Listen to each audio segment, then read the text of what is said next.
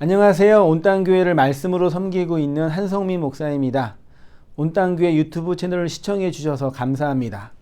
설교를 들으신 후에 좋아요와 구독을 꼭 눌러주시면 감사드리겠습니다. 온땅교회 말씀 사역에 큰 도움이 됩니다. 오늘도 말씀 안에서 평안하시고 즐거운 하루 되시길 바랍니다. 감사합니다. 구독과 좋아요를 꾹꾹 눌러주세요. 감사합니다. 욥기 6번째 시간으로요. 저주와 멸망, 어두움과 죽음의 그늘 안에서 란 제목으로 말씀을 상고하겠습니다. 1장과 2장은 욥기의 서론적인 진술로 욥에게 나타난 그 저주의 사건을 개락적으로 진술하였더라면 이제 3장부터는 본론으로 욥의 고난에 대한 그 개인적인 고백과 또 찾아온 친구들과의 대화 등등으로 나타나고 있지요. 특히 요 3장은 긴 침묵을 깨고, 그러니까 1장과 2장에서 고난을 받고 마지막에 누가 왔어요? 세 친구들이 욥을 방문했죠. 그리고 며칠 동안 함께 있었어요?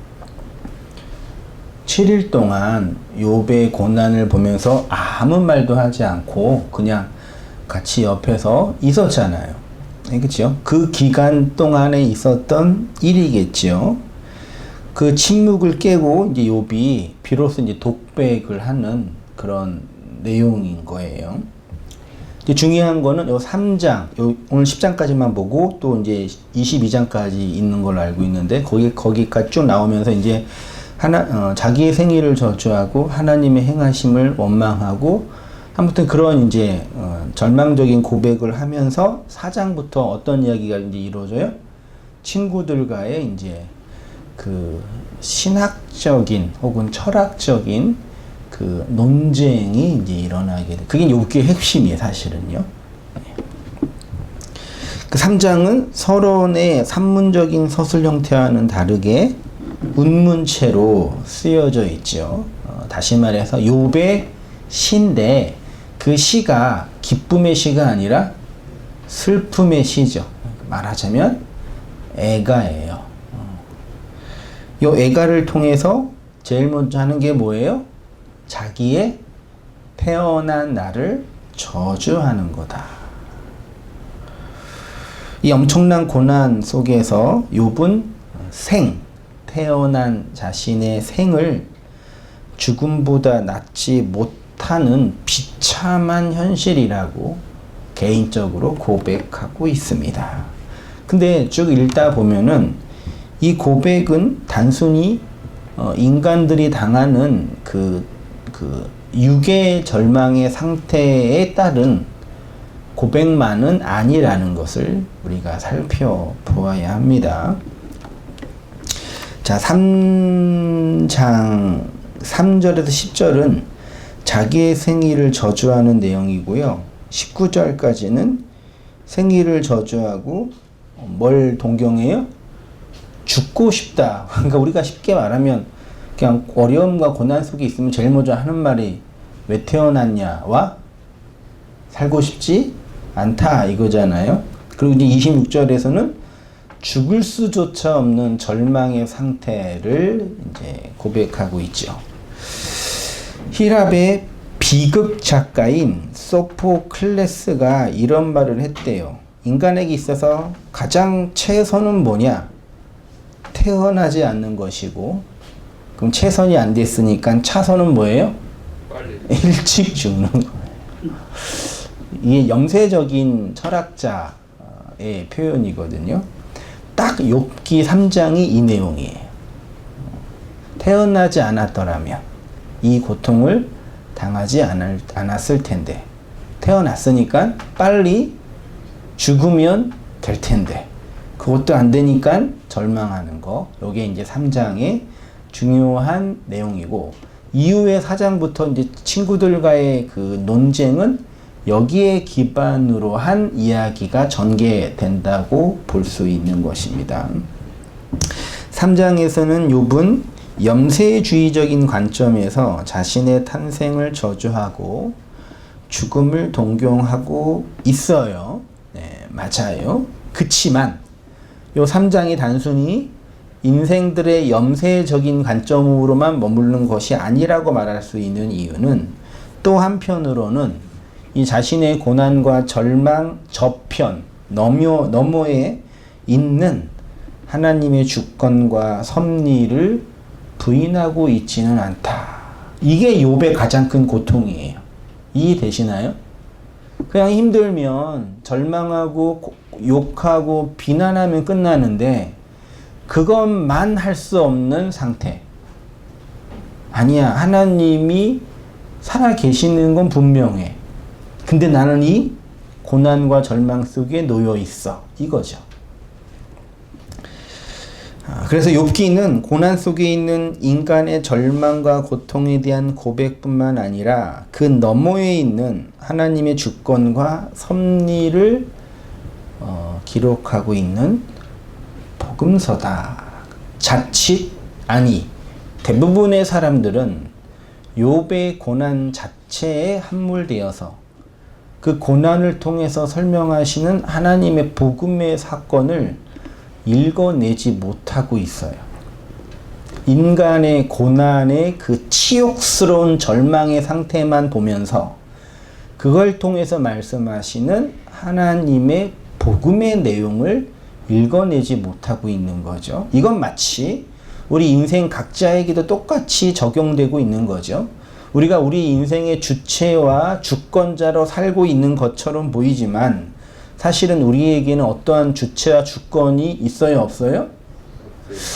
없다라고 말하면 좀 기분 나쁘지만 그래요. 그래서 가끔 세속 철학자나 이런 기독교 철학에서도 그런 논쟁이 많이 있잖아요. 이번 주도 어떻게 책을 보다가 그런 걸 잠깐 봤는데 자유의지, 인간의 그 주체성 막 논하면서 우리의 그 작은 선택과 노력에 의해서 우리의 삶이 결정되어지고 인류의 삶이 움직여진다라는 그런 인문주의적인 발상이 보편적인 이 주제잖아요. 그러면서 여러분이 더 애써야 되고 노력해야 되고 바른 선택을 하기 위해서 더 힘써야 되고. 틀린 말은 아니죠. 그러면서 이제 제가 이게 있으면서 참 내가 태어난 날도 내가 정하지 못하고 그렇죠?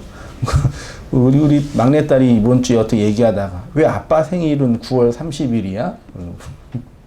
왜 아빠 생일은 왜 그날이야? 물어보더라고요. 그래서 야 담비야, 우리가 태어난 날도 내가 스스로 정하지 못하는 존재들이야.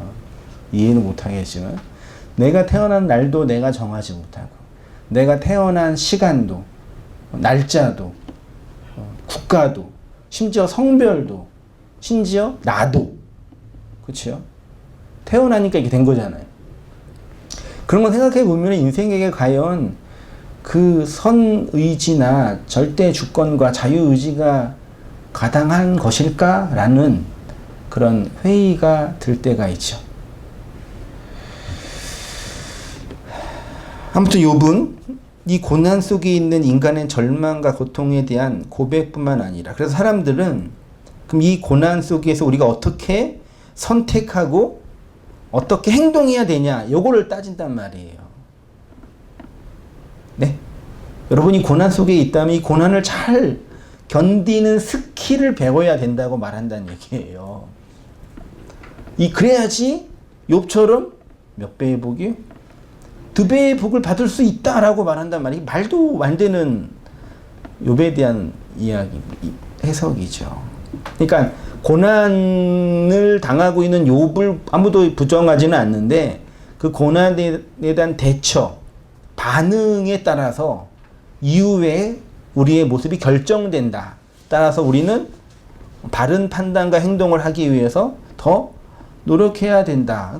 겉으로 보기에는 틀린 말처럼 보이지 않지만 여기 안에는 아주 중요한 근본적인 맹점이 있는 거죠. 고난이라는 이 저주의 현실을 통해서 하나님이 뭘 말씀하고 싶은 거예요? 나를 정금같이 단련하셔서, 아니, 불같이 단련하셔서 정금같이 나오게 만들게 하려고 그러시는 거겠어요? 자, 3장 1절 다시 보세요. 1장 2절까지 3장 1, 2절까지 표현될 수 있는데, 1절에 그 후에 욥이 입을 열어 자기 생일을 제일 먼저 한 게 뭐예요? 자기의 생일을 저주했습니다. 비교되는 게 예수님이 산상수훈에서 산에 올라가서 제일 먼저 하신 것이 뭐예요? 입을 열어서 복음을 가르치셨죠. 그게 파타의 입을 열다 같은 단어거든요. 예수님은 율법의 산에서 입을 열어서 율법의 열을 구약의 경전을 근거로 차근차근 가르쳐 주셨죠. 근데 욥은 지금 뭐예요? 입을 열어서 자기의 생일을 저주하고 있어요. 그러니까 욥이 나쁜 사람이고 예수님이 더 훌륭하다 그 얘기를 하고 싶은 게 아니라 예수님이 입을 열어서 산에서 가르치신 것과 욥이 지금 절망과 고난 속에서 입을 열어 자기의 생일을 저주하는 게 같이 복음을 설명하고 있는 거다라는 걸 말씀드리고 싶은 거예요. 아시겠죠? 왜냐하면 예수님이 입을 열어 가르치신 그 율법, 열의 율법의 내용의 최종 결론은 뭐예요? 스타우로스잖아요. 스타우로스는 하나님의 무슨 사건? 저주하심이잖아요. 아니 안 그래 그래요. 맞잖아요. 그러니까 결국은 예수님이 산에서 율법을 가르쳐 주셨는데 그 율법은 나무에 달린 자의 저주에 관한 내용이란 얘기죠. 그렇게 본다면 오늘 욥기의 3장 1절의 시작도 그것과 똑같은 게 아니냐라는 이야기인 거죠. 그 가르치심의 핵심은 자신의 죽음, 즉 스타우로스로 말미암아 구약의 모든 율법이 완성될 것에 대한 내용이었던 거죠. 근데 욥은 자신의 입을 열어서 무엇을 했냐면 자신의 생일을 저주했다고 합니다. 근데 이걸 요 원문으로 보니까 칼날 에트 욤이에요. 욤. 그러니까 생일이라고 번역된 히브리어가 욤이에요. 욤. 그렇죠? 욤은 생일이라 그러면 사실 안 되죠. 그렇죠? 욤은 많이 본 단어죠. 이게 날 혹은 어떤 기간, 어느 시점, 하나님의 때, 뭐 그런 걸 뜻하는 거죠. 그러니까 욥은 자신의 어떤 기간의 날들을 칼날, 저주하고 있다. 그 욥의 그 날들은 한마디로 말하면 뭐예요? 예수님은 입을 열어서 스타우로스라는 하나님의 저주를 선언하셨고 욥은 자기의 그 욥의 날들을 저주했잖아요. 그러니까 그 욥은 율법 아래 살고 있는 인생들의 그 날을 함축하고 있는 거죠. 그걸 뭘 한다고요? 칼날, 저주하고 있다고. 구약의 결론이 뭐예요?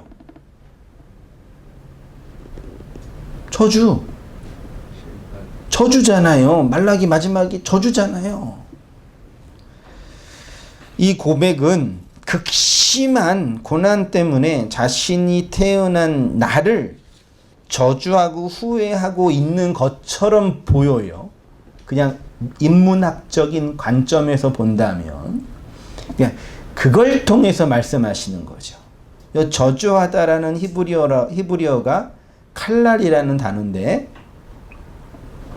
여기에 사용된 용례가 심판의 기간, 멸망의 날, 홍수의 물이 감하는 날 등등으로 많이 번역이 됐습니다. 구약에서 저주하다는 대부분 이걸로 번역이 됐더라고요.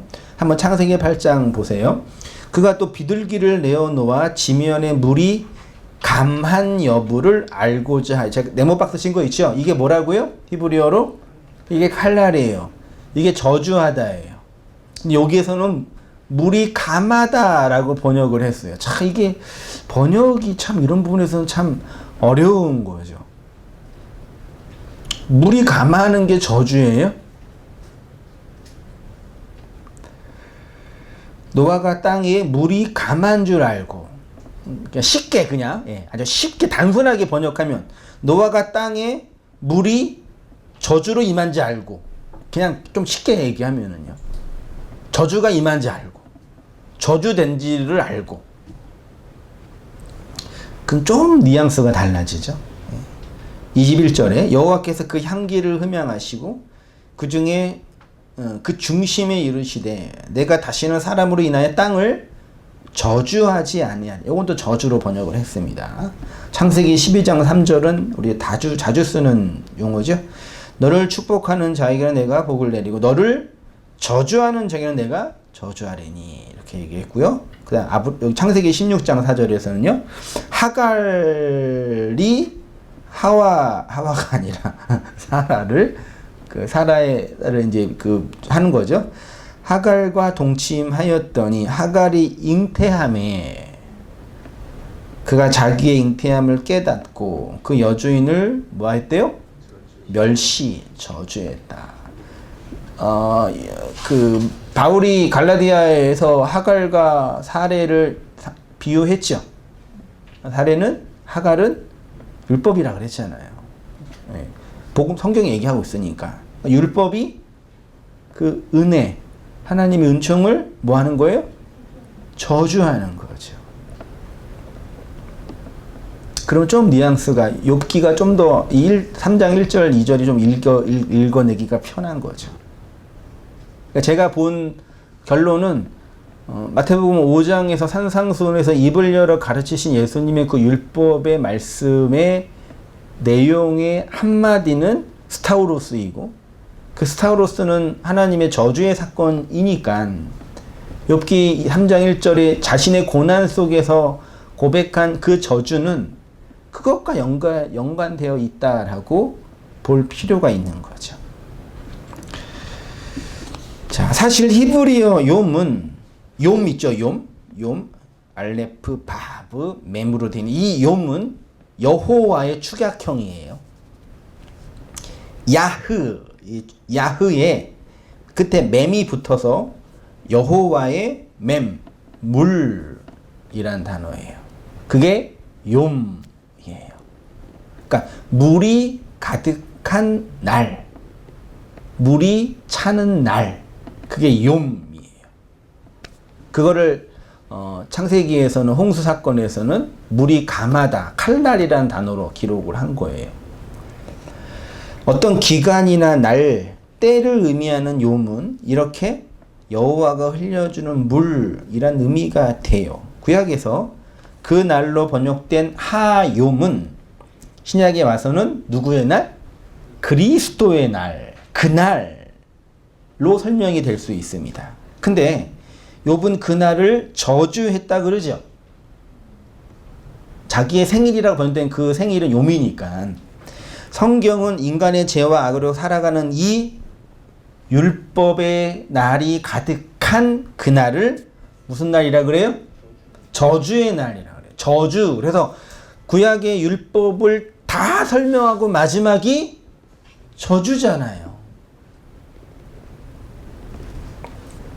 이렇게 율법의 저주를 상징적으로 표현한 것이 그리스도의 십자가, 스타우로스이고요. 요거 하나만으로도 성경에 가장 먼저 기록된 욥기와 예수님이 십자가로 설명이 되는 거죠. 설명하고 싶은 의도를요. 이 코스모스라는 아래의 세상으로 펼쳐주신, 사실 욥기는 아브라함 시대니까 율법이 선포되기 이전 사건이잖아요. 율법의 조항이 없었단 말이죠. 그래서 그 율법을 설명하려고 이 코스모스의 세상에서 인간이 경험하는 생로병사, 희노애락을 가지고 그 율법의 내용을 설명하고 계시는 거죠. 그걸 못 알아먹으니까 이스라엘을 구원시켜서 그들에게 성문법이라는 율법의 조항을 주신 거죠. 그 율법은 사실 그 전부터 주신 이러한 이 코스모스의 내용들을 담고 있는 거를 설명하고 있는 거죠. 그것도 못 알아먹으니까 이제 눈으로 보이게 예수를 보내시고 그 예수를 나무에 달려서 하나님의 저주의 사건이라고 얘기한 거죠. 그쵸? 그 저주의 사건은 뱀에 달려 죽은 거고 그 사건이라 그런 거잖아요. 그러니까 스타우로스는 하나님의 저주의 날입니다. 근데 창세기 8장의 홍수 이야기에서 저주라는 단어가 물이 감하다로 번역이 됐어요. 그러니까 오늘 욥기의 문맥에서 창세기 8장의 노아의 문맥으로 본다면 노아가 홍수를 다 경험하면서 물이 가득한 세상을 보면서 어떤 생각을 한 거예요? 여기는 이곳은 하나님의 뭐가 임한 거예요? 저주가 임한 세상이구나를 본 거죠. 그렇죠? 욥은 자신의 이 고난의 인생의 생을 통해서 하나님의 칼날, 저주가 임한 것을 본 거죠.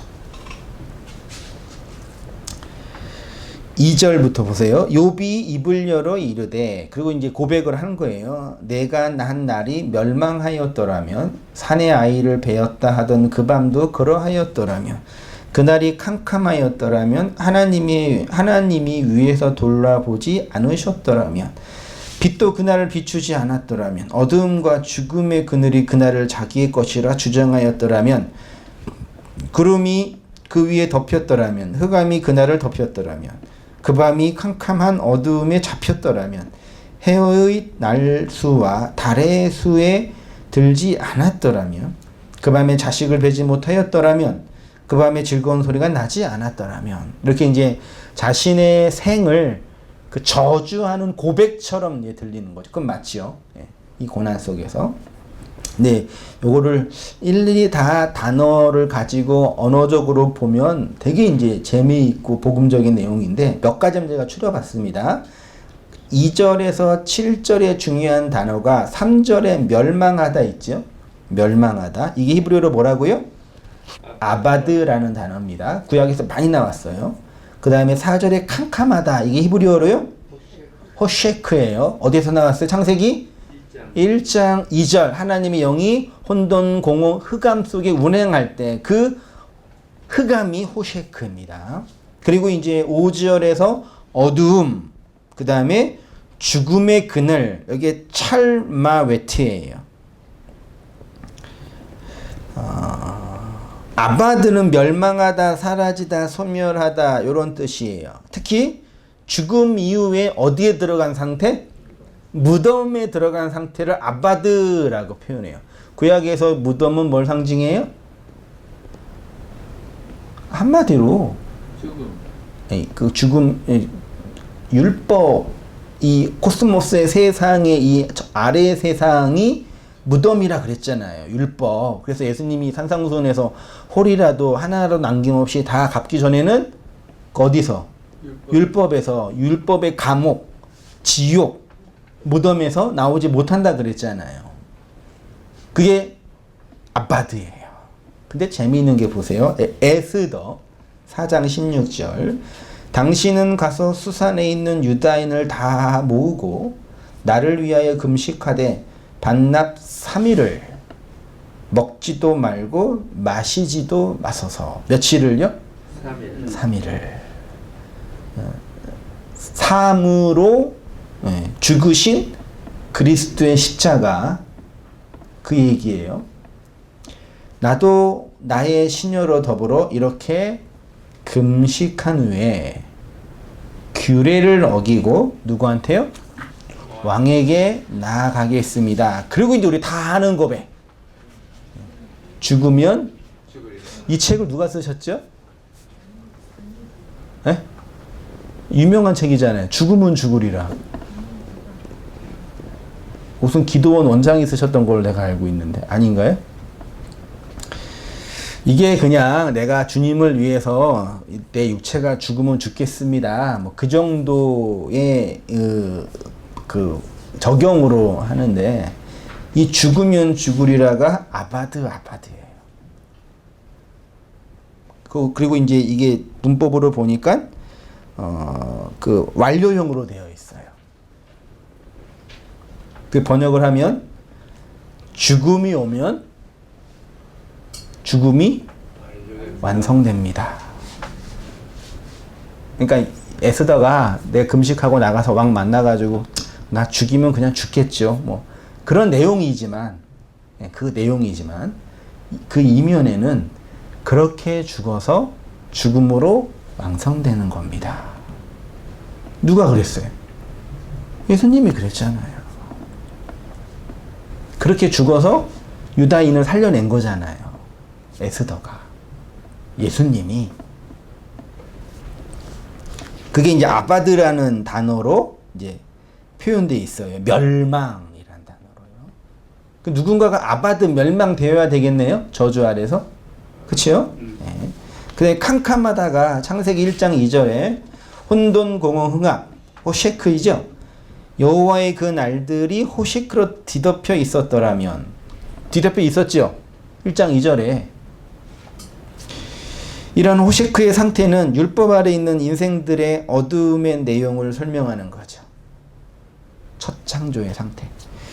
율법 아래 만들어지는 모든 인생들의 육의 욕망과 생각들이 죽어야 진정한 빛, 참된 빛인 그리스도가 오시는 이야기를 담고 있는 거겠죠. 4절에 그날이 캄캄하였더라면 하나님이 위에서 돌아보지 않으셨더라면 빛도 그날을 비추지 않았더라면. 자, 율법의 세상에서 말씀 육체로 오신 그 예수님을 하나님은 머리털 하나까지 다 돌보아 주셨습니다. 그렇죠? 아버지이신 그분이 아들인 예수를 1.1획도 다치지 않게 돌보아 주셨어요. 그렇죠? 근데 단 한 번 언제 그 아들을 버리셨어요? 그렇죠. 그 저주의 사건 속에서 하나님이 그 아들을 돌봐주지 않으셨죠. 욥이 알았겠죠. 욥은 알았을 거예요. 아직 3장이니까 모를 수도 있을지도 모르겠지만 알았을 거예요. 하나님의 돌봄으로부터 버려진 어떤 이의 죽음. 우리는 이미 그게 메시아하고 그리스도이라는 걸 명백하게 알고 있지만 욥은 그런 게 없었을 거 아니에요. 그렇지만 자신의 인생의 저주의 사건들을 곰곰이 돌아보면서 그 복음이 심겨졌겠죠. 저는 그렇게 믿어요. 그래야지 욥기가 복음서가 되죠. 경전이, 진정한 경전이 되고. 그런데 하나님이 위에서 이 예수를 돌봐주지 않았을 때가 있었죠. 예수님이 스타우로스에서 죽으실 때 하나님은 그 예수를 돌보지 않으셨습니다. 대상제를 지고 가는 하나님의 어린 양은 반드시 죽어야 하기 때문이죠. 그래서 예수님이 그걸 알았기 때문에 겟세마네 기도에서 이 잔을 할 수만 있으시면 피해 달라고 한 거죠. 그게 율법 아래 있는 모든 인생들의 대표적인 고백입니다. 5절에 어두움과 죽음의 그늘이 그 날들을 자기의 것이라고 주장하였더라면, 구름이 그 위를 덮였더라면, 흑암이 그 날들을 덮였더라면. 이게 뭐 그냥 어두움과 죽음의 그늘이 그 날들을 자기 것이라고 주장했더라면 이렇게 번역했는데, 표준 세번역은요, 어두움과 사망의 그늘이 그 날들을 제 것이라 하여 검은 구름이 그 날들을 덮였더라면, 낯을 어두움으로 덮어서 그 날을 공포 속에 몰아 넣었더라면 이라고 번역을 했고요. 공동번역은 좀 더 새롭게 했어요. 칠흑 같은 어두움이 그 날들을 차지하여 구름으로 덮고 해는 그 빛을 잃게 하여 그 날들을 공포 속에 몰아 넣어라. 이렇게 이제 번역을 했어요. 여기 5절 앞부분을, 5절의 앞부분을 원문으로 보면은 갈, 호셰크, 찰마웨트, 샤칸, 알이에요. 그러니까 호셰크는 어두움이고 짤마웨트는 사망의 그늘이죠. 샤칼이 덮다이고요. 알은 위에예요. 가알이 중요한 단어인데 이게 뭐예요? 구속하다, 속량하다, 혹은 구속자라는 단어예요. 이게 그러니까 제일 먼저 나와 있는 단어가 가알이에요. 예, 가알, 호셰크, 찰마에트. 그러니까 하나님이 구속하다, 속량하다. 칼 미알료로 되어 있네요. 속량하다, 구속하다, 호셰크, 찰마웨트. 어두움과 흑암과 사망의 그늘을 덮어서, 그 위로 덮어서. 이 느낌이 오세요? 호셰크 찰마웨트, 어두움과 흑암이라고 설명되어지는 저주 아래에 있는, 아니 저주인 우리 인생을 샤칼, 위로 덮으셔서 갈, 구속하심. 그냥 단순하게 직역하면요. 그렇게 하셨더라면 이런 거죠. 그래서 쉽게 직역하면 어둠과 죽음의 그늘이 구속하였더라면 우리의 기업 물을 자는 예수님이죠. 구속자이죠. 그러니까 어둠과 죽음의 그늘을 예수가 다 싸서 그와 함께 죽음으로 그 죽음의 내용을 설명하고 있는 거죠. 예수님의 죽음 안에서 누구의 죽음이 죽었어요? 우리의 죽음이 뭘로 죽었다고요? 예수의 죽음 안에서. 이거 죽음을 저주로 번역해 보세요. 예수의 저주 안에서 우리의 저주가 저주받아 사멸된 거죠. 그러니까 욥이 1, 2장에서 그 인간으로 당할 수, 그러니까 인간이 당하는 모든 극심한 고난, 육으로도 말한다면 그 마지막에 자기의 생명 하나만 남겨놓고 당한 그 모든 고난을 통해서 욥이 지금 깨달아가고 있는 거예요. 그리고 맨 마지막에 가서는 진짜 하나님이 요구하는 그 마지막 하나, 뭐요? 의인으로서 욥 자기 자신, 그 마지막 하나를 건네줌으로, 빼앗김으로 진정한 구원이 이루어진 거죠. 그러니까 1, 2장에서는 율법의 열로 그를 엎은 거예요. 말하자면. 그가 가지고 있는 외부의 코스모스의 세상에 있는 것들로. 근데 3장 이후에 그 모든 친구들과의 담화와 논쟁과 이야기와 하나님의 나타나심과 사건을 통해서 그 고난 이면과 속에 있는 진짜 중요한 너, 네가 생명이라고 믿고 있는 그 마지막 하나를 하나님이 거두어 가심으로 진정한 구원을 이루시는 거죠. 그걸 봐야 돼요.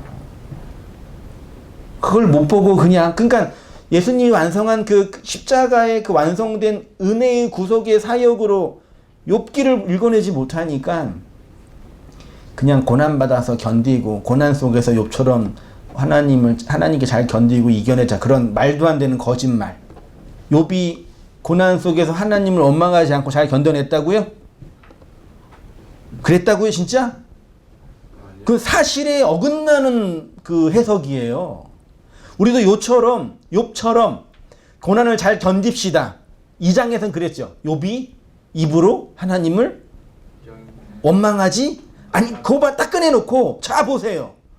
욥이 하나님을 원망하지, 이렇게 큰 고난 속에서도 하나님을 원망하지 않았어요. 그리고 마지막 42장 끄집어냈고 몇 배의 복을 받았어요?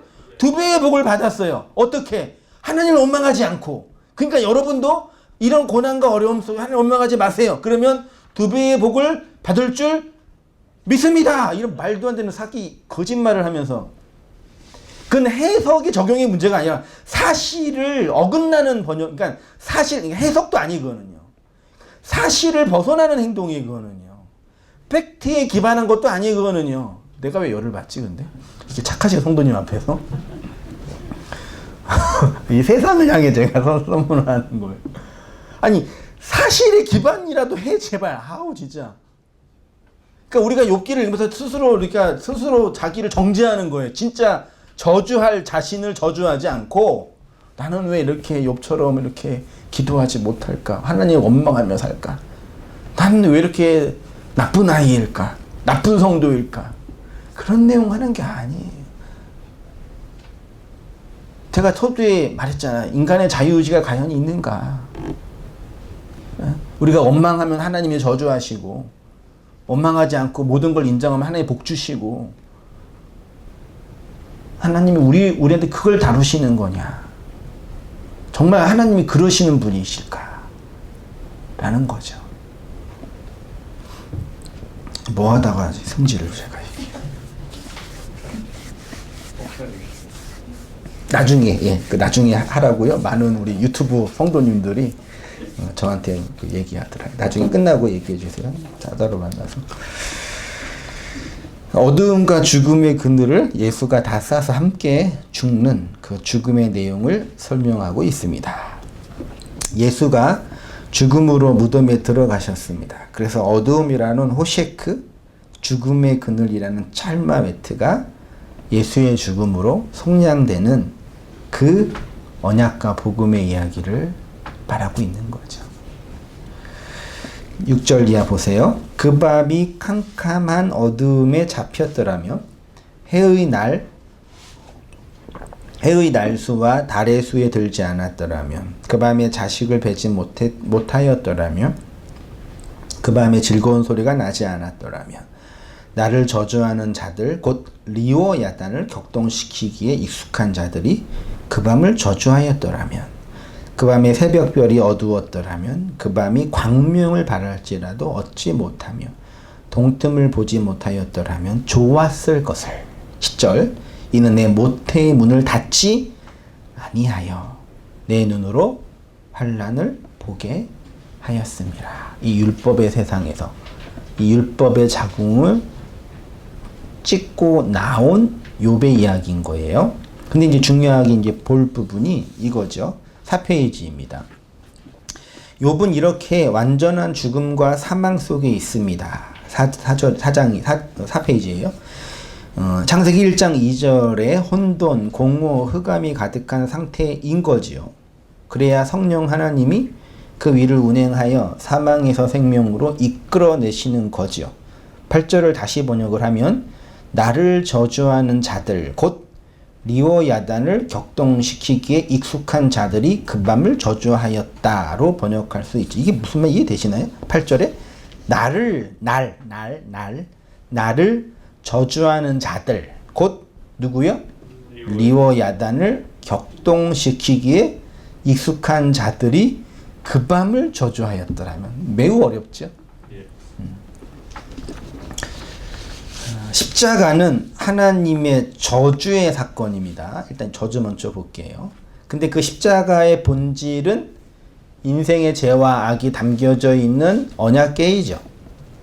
그래서 예수님 십자가에서 저주를 받으실 때 우리도 그 안에서 함께 저주의 연합으로 죽은 거죠.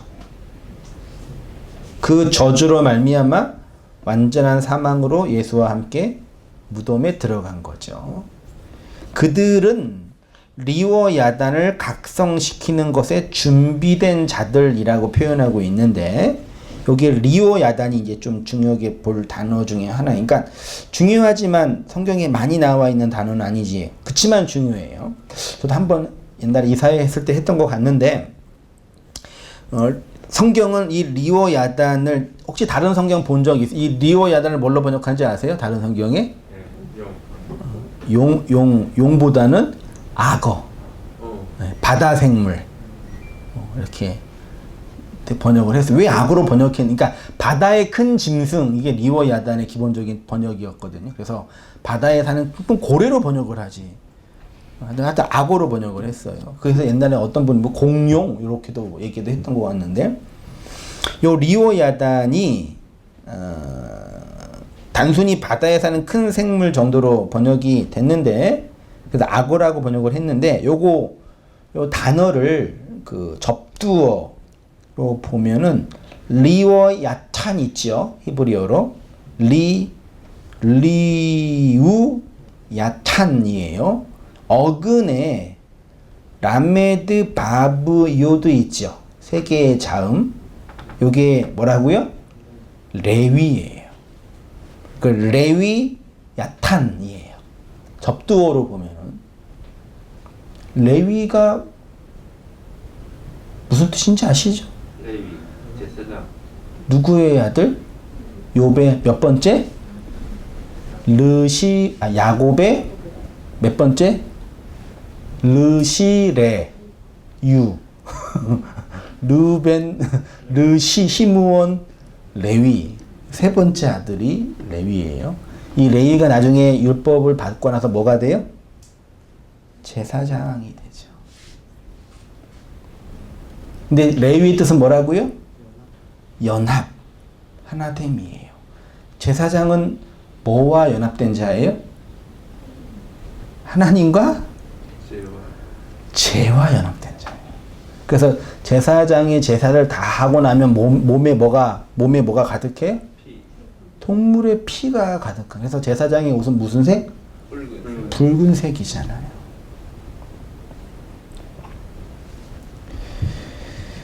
그 리오 야탄이 번역하고 설명하면 붉은색 짐승이에요.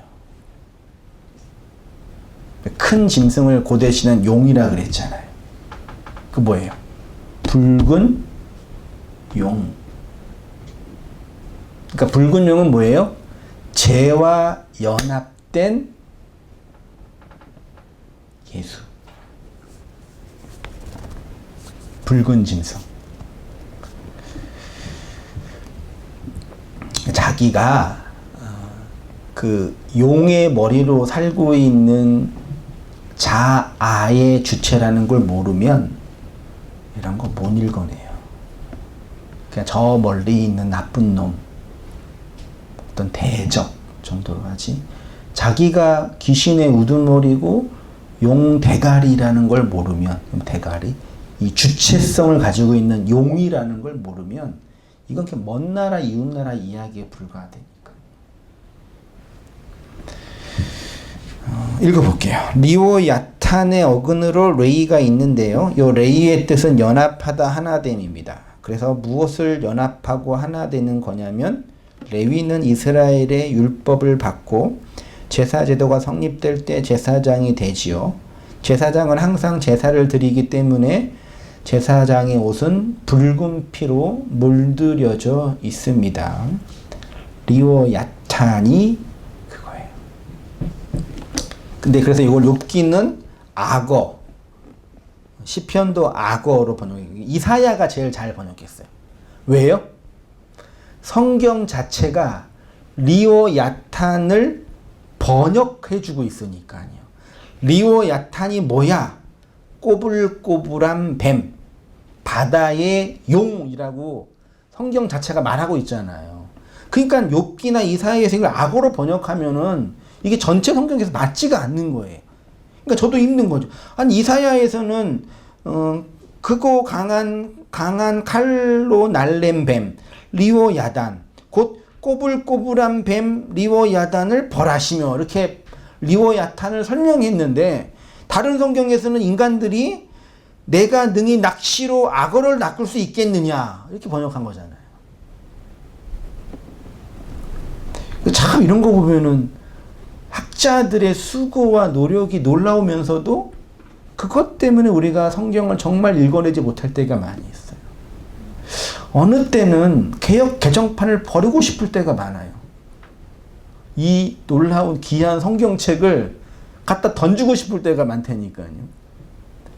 이게 귀하지 않으세가 아니라 인간들의 인생들의 그 번역 애쓰고 노력하고 얼마나 많이 공부했어요.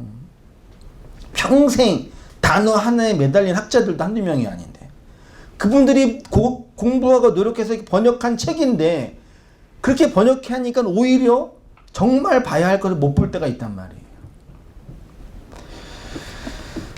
자, 자, 사람들은 리오야탄을 바다에 사는 큰 짐승, 그래서 바다 악어 등으로 번역을 했습니다. 이사야는 악어로 안 했고 성경 자체가 리오야탄을 꼬불꼬불한 뱀, 바다의 용, 이게 대꾸법이에요. 같은 거예요. 이사야는 리오야탄을 뱀 혹은 바다에 있는 용이라고 했죠. 바다에 사는 용은 고대 시대는 용이라는 그 영험한 짐승, 인간이 범접할 수 없는 어떤 큰 짐승을 그냥 용이라 그랬거든요. 우리나라 옛날에 뭐 범이라 했던 것처럼 거대한 어떤 힘을 가지고 있는 짐승, 그렇게 이해했던 거예요. 그러니까 바다의 용은 바다에 사는 큰 물고기 정도예요. 바다에 있는 큰 물고기, 요나를 삼킨 물고기가 무슨 물고기예요? 고래예요? 어디에 고래라고 되어 있어요? 그것도 실제로 학자들이 고래 어디 입석 어딘가에 사람이 들어갈 수 있는 그런 데가 있다라고 얘기하더라고요. 그런 거 필요 없어요. 우리에게 다 상징과 예표로 주신 얘기예요. 욥이 바다에 사는 거대한 짐승, 바다 용에게 잡힌 거예요. 이 율법의 세상에서.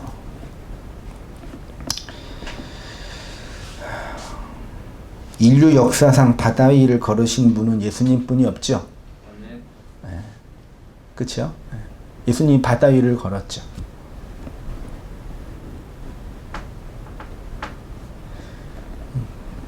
예수님 뱀이잖아요.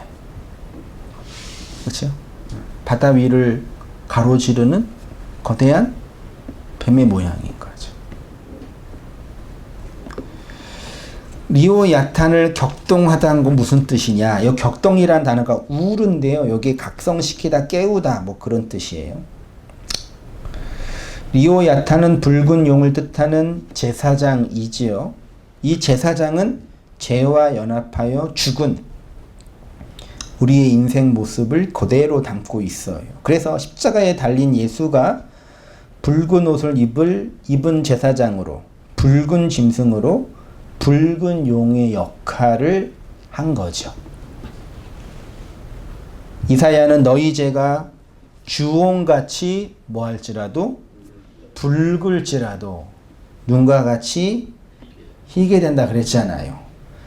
붉은 짐승으로 오신 예수의 죽음으로 흰눈처럼 정결하게 그리스도가 된다라는 이야기죠. 이해되시죠?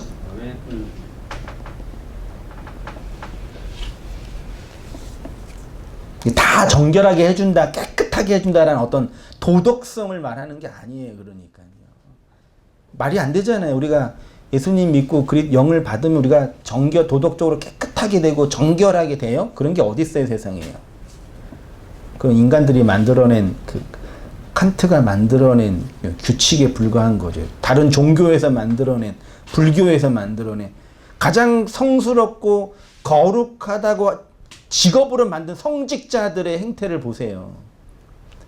이번 주에 뉴스를 보니까 어디 그 술집에서 스님들이 떼거지로 술 마시면서 막 옆에 그 참이슬 있고 아유 있고 막 이렇게 술 마시면서 아주 거하게 마시는데, 원래 불교에서는 이렇게 그 곡주라 그래 그런 게 있다면서요. 술 마시는 교리가 있나?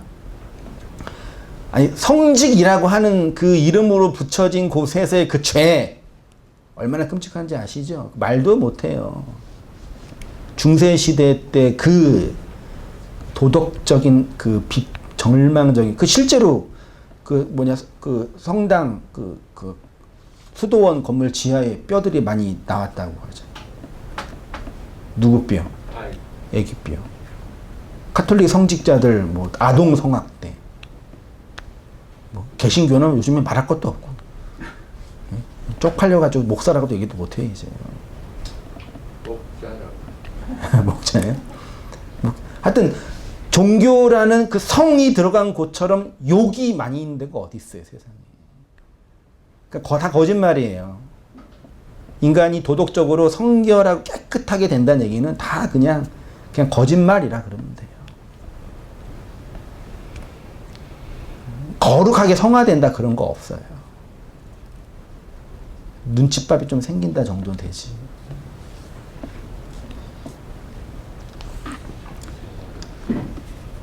예수가 그 붉은 용의 역할로 우리와 함께 죽는 거예요. 그러니까 너희 죄가 주홍같이 붉은 짐승으로 붉게 되어서 그렇게 죽고 그리스도로 정결하게 나온다. 그 얘기예요. 그걸 정결, 거룩이라고 신약성경이 말하는 건데 이 복음적인 그리스도의 은혜의 사역을 도통 모르니까 그냥 인간의 도덕성, 윤리성, 정도로 번역한 거죠. 늘 말씀드리지만 인간의 그 욕망을 극복할 수 있는 유일한 힘은 뭐예요? 더 큰 욕망. 그 욕망보다 더 큰 욕망이 들어올 때만 가능해요. 얼마나 무서운지 아세요, 이게 여러분? 그러니까 금욕이라는 것도 욕망을 금하는 건데 그 금은 뒤에 있는 욕보다 더 큰 금이에요. 그때만 그 욕이 제어되는 거예요. 그러니까 그 수도원 들어가서 스트레스를 받으니까 그런 말도 안 되는 일을 하는 거예요. 그 욕을 제어하느라고 더 큰 욕 속에 갇혀 있는 거라니까요. 인류의 역사가 이미 증명해낸 그 사실을 왜 이해 못하는지 모르겠어요.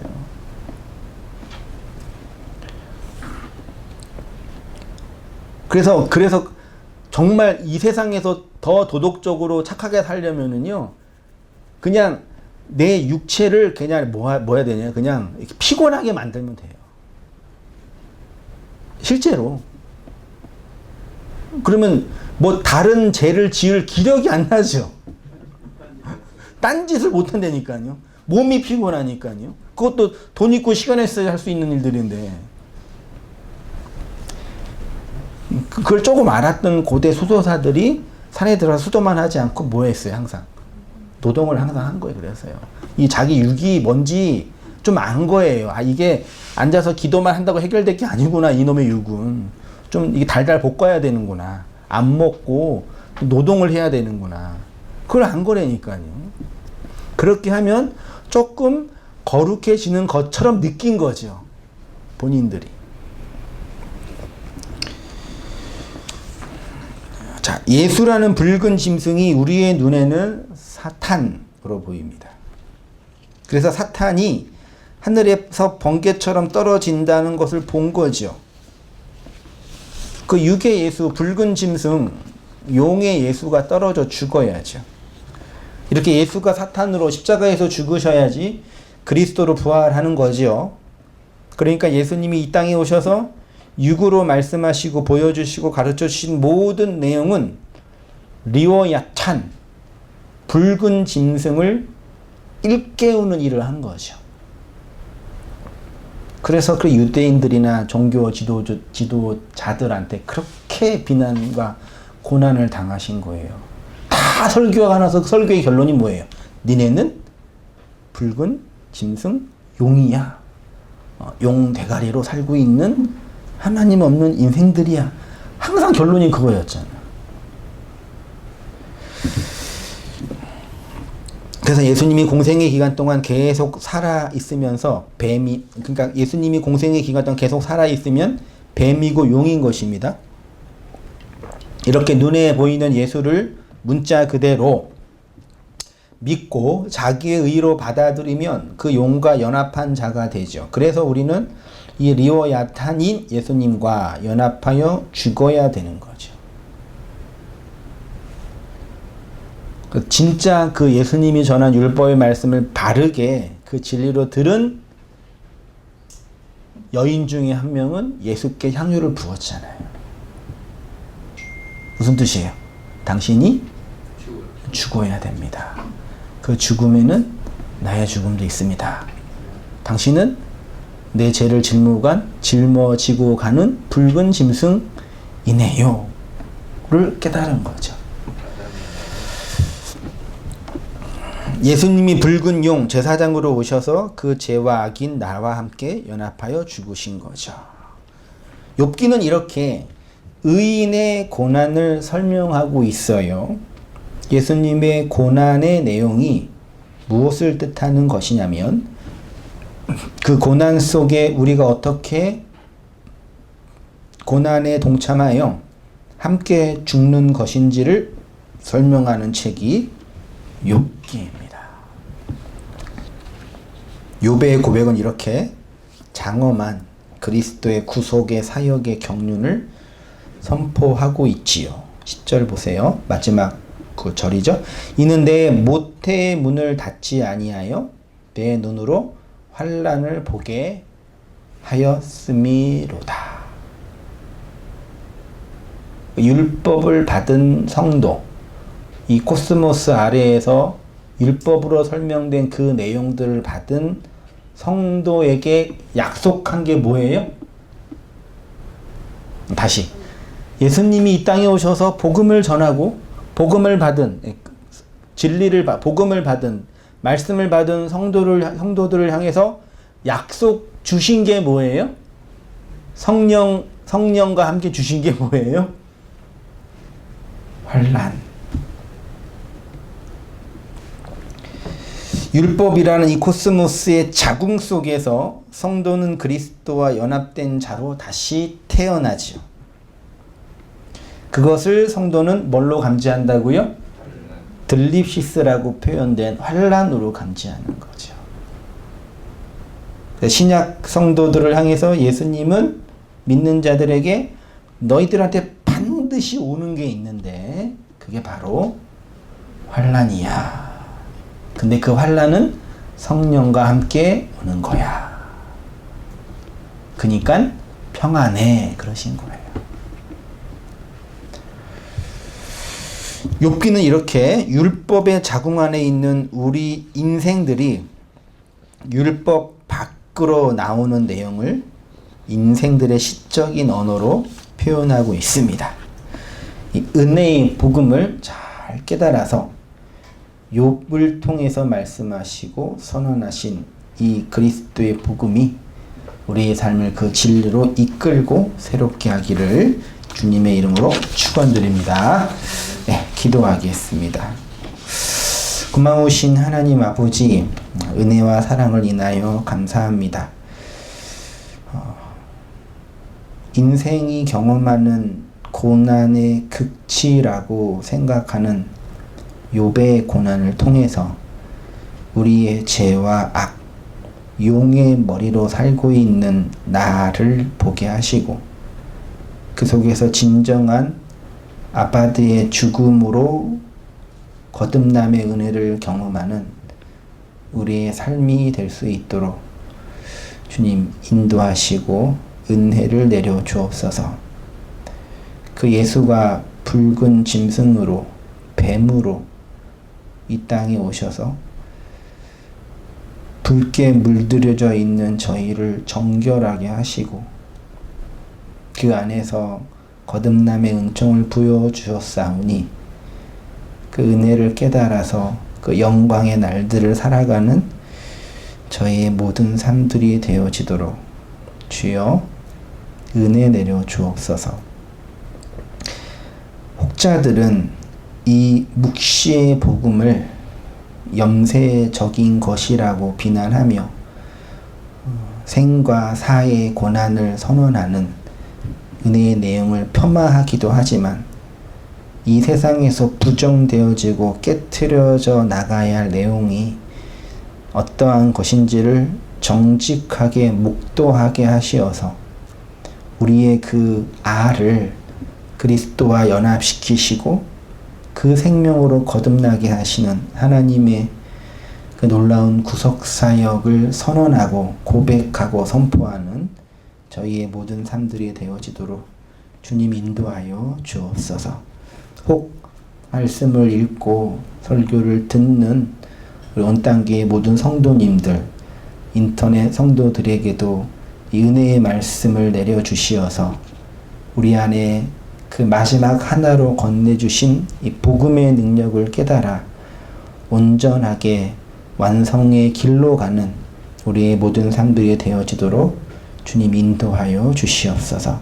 계속되는 이 세상의 고난과 우리 인생의 아픔들 안에 아파하기도 하고 절망하기도 하고 낭망하기도 하지만 그 안에 함몰되는 것이 아니라 그 일들을 통해서 말씀하시고 진리를 펼치시는 하나님의 그 일들을 보게 하시고 그리스도로 하나님 안에서 주님과 동행하며 살아가는 우리 모든 성도님들의 삶들이 다 되어지도록 주여 인도하여 주시옵소서.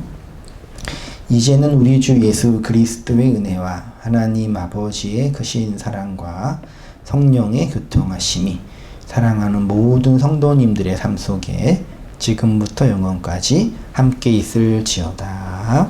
아멘.